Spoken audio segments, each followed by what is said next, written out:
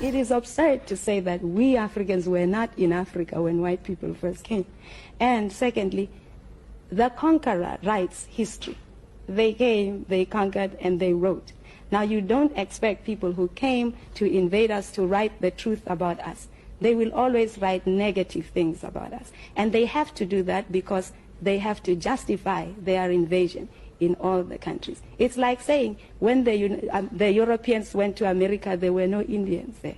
It's ridiculous because they were there. I know that my people were there. We don't write our history. It has always been handed down to us orally by our elders.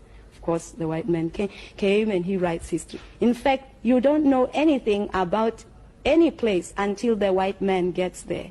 Like my husband always says, it's like saying, well, until the white man comes to any place, nothing lives. It's only when he comes and say, boof, I've discovered you, now you... Apartheid in South Africa separates entrances, separates beaches, even separates schools and benches. Legislation restricted where you could go, who you could marry, and where you would live. But how did South Africa come to be ruled by racist laws which enshrined white supremacy?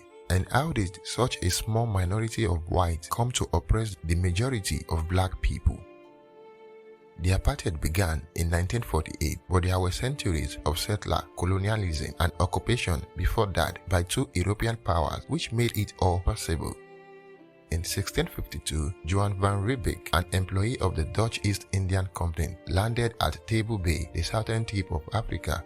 His mission was to set up a refreshment, stop and supply company ships headed to Asia with fresh vegetable and meat.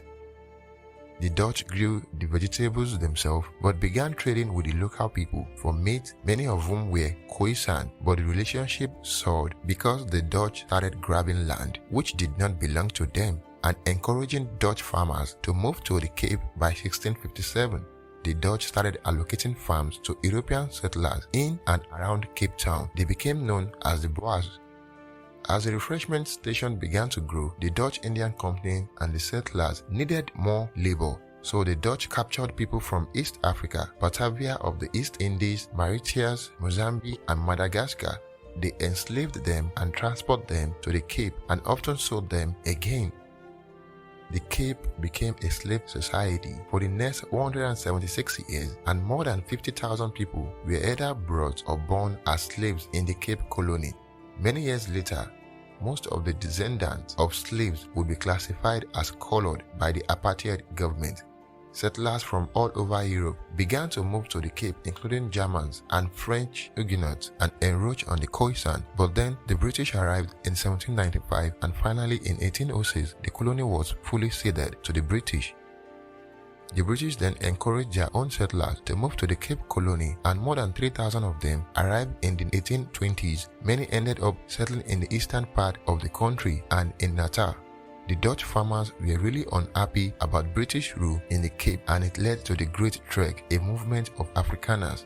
They immigrated to the interior of South Africa in search of a free and independent homeland away from the British, and it led to the establishment of the Free State and the Transvaal. Except the new homeland was already founded and a habitated land, and the Great Trek led to more colonialism and bloodshed for the local people for the next 100 years. The Boer and the British fought frontier wars against the KOISAN people. The Zulu, the Pende, the Soto, and the Indebele, who were disposed by the European settlers. The European used the empty or vacant land theory and claimed that South Africa was empty, and the Bantu tribes of African natives moved there from what is now Zimbabwe at a similar time to colonists. This allowed them to justify stealing land from the original inhabitants. The theory has been debunked a bunch of times by researchers. By 1850, the British granted limited self-government to the Transvaal, but when gold and diamond were discovered a few years later, it led to the Anglo-Boer Wars. As part of a military campaign, the British even established concentration camps for Boers and Africans. During the war, some reports say nearly 20,000 Boers died, but the British did not bother keeping record of African deaths. At the same time, the British established Natal, a coastal colony. they fought and finally defeated the Zulus who lived there as part of an empire run by King Shaka Zulu Kasenzang Gakona. The British also brought indentured laborers from India to work on the sugarcane plantations in Natal. Traders from India also landed in Natal. These were the forebearers of South Africa's Indian population. In 1910, the Union of South Africa was formed, but if you were not either British, Boer, you really did not have a say in where the country was headed. The British colony was made up of the Cape Colony, Natal, Transvaal, and Orange Free State. The British and the Boer were faced with what they called the native question. What would they do with the original inhabitants of South Africa, which they continued to dispossess? They enacted a law which allows them to steal land from Africans and consolidating white settlements, like the Land Act of 1930, which prevented black people from owning land outside certain areas. By 1934, South Africa became a sovereign independent state and Britain was removed from legal authority. By 1948, the National Party and Afrikaner Nationalist Party took power of South Africa and introduced policy of racial segregation known as apartheid, an oppressive regime of domination by white people over the rest of the country.